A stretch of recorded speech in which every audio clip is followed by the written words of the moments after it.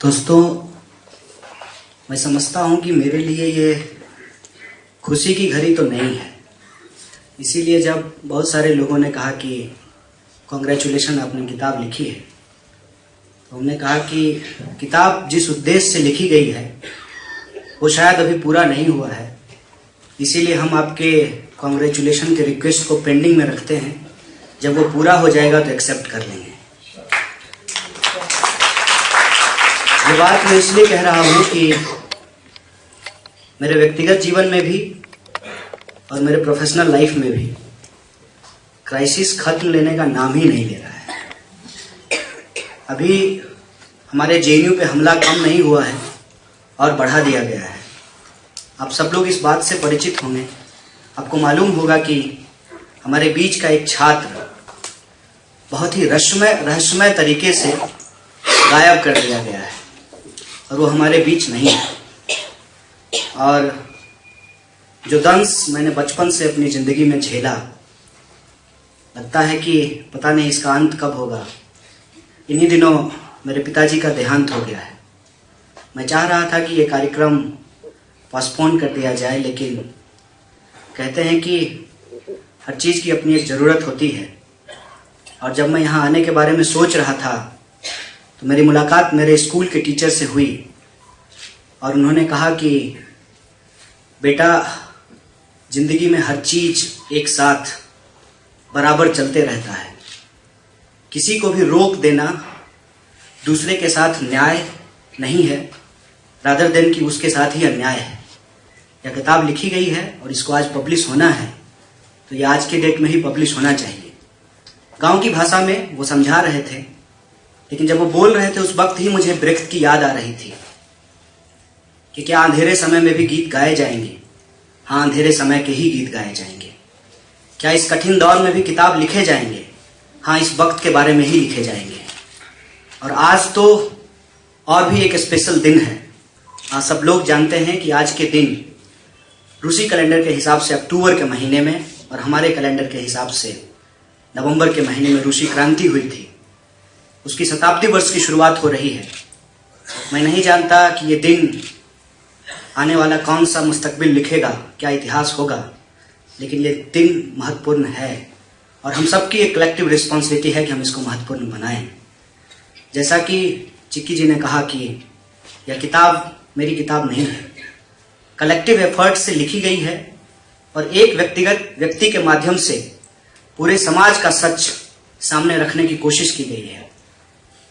और ये बात मैं इसलिए कह रहा हूं कि किताब लिखने की जो प्रक्रिया शुरू हुई उसमें जेल का एक बहुत बड़ा रोल है। और इस बात के बारे में मैंने किताब में नहीं लिखा है, लेकिन आपसे शेयर करना चाहता हूं। जिस दिन मुझे बेल मिला उस दिन हमने दीवार पे एक बात लिखी है, वो सेल में आज भी लिखा हुआ होगा। हमने लिखा, welcome to largest democracy of the world. और नीचे लेनिन का कोट लिख दिया, democracy is indispensable to socialism.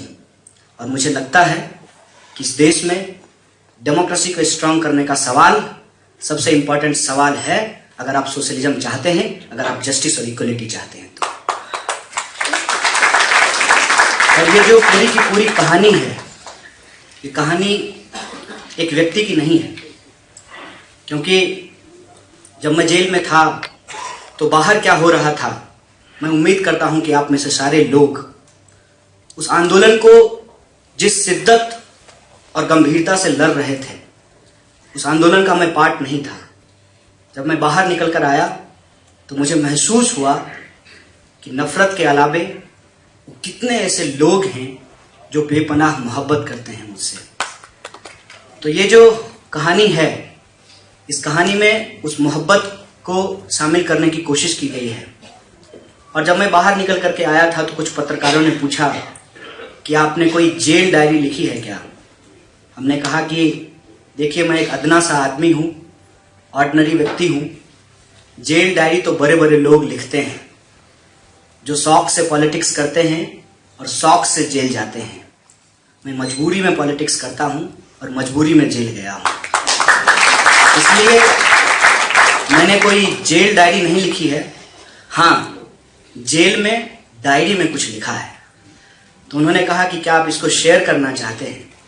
हमने कहा कि अगर ये समाज के लिए जरूरी होगा तो शेयर करेंगे, व्यक्तिगत शौक को समाज पे नहीं थोपना चाहते हैं। फिर इस बात की चर्चा शुरू हो गई, कुछ पब्लिशर आए, तो हमारे दोस्त जो है वो मिलकर के बोले कि इसको लिखना चाहिए। हमने कहा कि इतनी छोटी सी उम्र है, बायोग्राफी लिख करके पता नहीं गांधी जी कितना सही निर्णय लिए थे, मैं लिखूं कि ना लिखूं। तो उन्होंने कहा कि बायोग्राफी लिखने की जरूरत क्या है, मेमोयर लिखो जेल के बारे में। हमने कहा कि जेल उनके लिए जाना बहुत महत्वपूर्ण होता है जिनके पास 20 बाय 20 का कमरा होता है। जेल का जो सेल है उससे छोटा कमरा है मेरे घर का, और उसमें 6 लोग रहते हैं। तो मैं समझता हूं कि मैं तो जेल में अच्छा दिन ही बिता करके आया हूं, समाज में अच्छा दिन हो ना हो। तो इसमें किसको इंटरेस्ट होगा? कुछ दिन पहले मेरे घर में टॉयलेट बना है, मेरी माँ जो है लोटा लेकर के खेत में जाती थी, तो वहां तो कम से कम जो है वेस्टर्न स्टाइल का लेट्रिन बना हुआ था। मैं क्या लिखूं इसके बारे में? मैंने कहा मेरे लिए तो जेल जाने से ज्यादा महत्वपूर्ण है जेल जाने का कारण, मुझे जेल क्यों भेजा गया। तो फिर इस डिस्कशन के बाद हम इस कंक्लूजन पे पहुंचे कि तिहाड़ से ज्यादा महत्वपूर्ण है बिहार के बारे में लिखना। और टाइटल कुछ यूं बना, बिहार से तिहाड़, कि अगर मैं बिहार के एक छोटे से परिवार में पैदा ना होता, जो गरीब जरूर था लेकिन मानसिक रूप से गरीब नहीं था, परिवार के एक एक सदस्य के पास अपनी राजनीतिक सोच थी, पॉलिटिकल कॉन्शियसनेस था, और सबको अपनी आजादी थी। नाना जी कांग्रेसी टोपी लगा के खुश थे, पिताजी को लगता था कि क्रांति बंदूक से ही आएगी, और बाकी पूरा परिवार को लगता था कि नहीं, डेमोक्रेटिक मीन्स से, पार्लियामेंट्री पाथ से, चुनाव के द्वारा क्रांति आएगी। ये जो पूरा का पूरा पॉलिटिकल डिस्कोर्स था मेरे घर का, उसका असर था मेरे ऊपर। और जिस तरीके से मैं स्कूल गया, कॉलेज गया, इप्टा में शामिल हुआ, एआईएसएफ का हिस्सा बना, पॉलिटिक्स का पी नहीं जानता था। एआईएसएफ में शामिल होने का 2 कारण था। वो कैसा संगठन था जिसकी अध्यक्षता नेहरू और जिन्ना दोनों मिलकर के कर रहे थे, जिसके लिए शुभकामना संदेश गांधी और टैगोर लिख रहे थे। अटल बिहारी वाजपेयी से लेकर के आईके गुजराल से लेकर के एबी बर्धन तक उसके सदस्य थे। ये विरासत मुझे आकर्षित करती थी। और सिनेमा की बात करें तो साहिर लुधियानवी, कैफी आजमी, ये तमाम लोग उसके पार्ट थे। विज्ञान की बात करें तो सीवी रमन उसके मेंबर थे। मुझे लगा इस लेगेसी को अपहोल्ड करना चाहिए। उस वक्त ये समझ नहीं थी। उस वक्त तो बहुत ही साधारण कारण से एआईएसएफ का मेंबर बन गया कि लड़के लड़कियों को छेड़ते थे, वॉशरूम में पानी नहीं आता था, एक भी पंखे की पत्ती सीधी नहीं थी, और 21वीं सदी में लोग हाथी पे चढ़ करके कॉलेज आते थे। ये जो सवाल था, इन सवालों को लेकर के ही एआईएसएफ संघर्ष करता था। कोई क्रांति और समाजवाद लाने के लिए संघर्ष नहीं कर रहा था। ये आकर्षित किया। लोग कहते हैं कि राजनीति क्यों करते हो?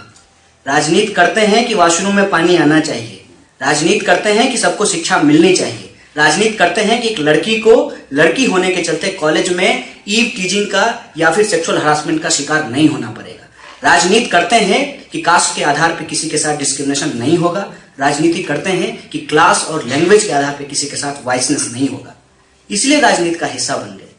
और राजनीति जब करने लगे तो सोच पे असर पड़ने लगी। एक समय पे जाकर के लगा कि डीएम हो या फार्मर हो, जरूरी दोनों है समाज के लिए। जैसे गाड़ी के लिए हॉर्न और स्ट्रेनिंग दोनों जरूरी है। जैसे गाड़ी में हम तय नहीं कर पाते हैं कि कौन ज्यादा जरूरी है और कौन कम जरूरी है, उसी तरीके से समाज में भी आप तय नहीं कर सकते हैं कि डॉक्टर ज्यादा महत्वपूर्ण है कि स्वीपर ज्यादा महत्वपूर्ण है। मैं समझता हूं कि अस्पताल के लिए और लोगों के अच्छे स्वास्थ्य के लिए दोनों की जरूरत है। ये जब सोच आई, फिर लगा कि डीएम बनने से अच्छा है कि मास्टर बन जाए, और मास्टर बनने के लिए सबसे अच्छी जगह जेएनयू है। जेएनयू पहुंच गया और वहां पर वही legacy, democratic, left, liberal, rational, logical politics के चलते एआईएसएफ का हिस्सा बना और इस फर्क को समझ पाया राम राम और जय श्री राम का। जय श्री राम जो पॉलिटिकल नारा लगाते हैं, उनके नजर में लिबरल लोग ज्यादा चुभते हैं, लेफ्ट लोग ज्यादा चुभते हैं, प्रोग्रेसिव लोग ज्यादा चुभते हैं। तो उन्होंने उठा करके जेल पहुंचा दिया। जेल से निकल करके आया तो एक बड़ी सी जिम्मेदारी कंधे पे डाल दी गई, और ये किताब उसी जिम्मेवारी का एक कदम है, उसका एक हिस्सा है, इससे ज्यादा कुछ भी नहीं है।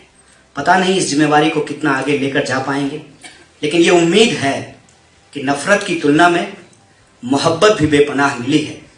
अगर ये सहयोग और मोहब्बत मिलती रहे तो ये रास्ता लंबा नहीं है। रूसी क्रांति के 100 साल पूरे होने वाले हैं। हिंदुस्तान की क्रांति का भी इतिहास जरूर लिखा जाएगा। आपसे सहयोग की अपेक्षा है। बहुत बहुत शुक्रिया।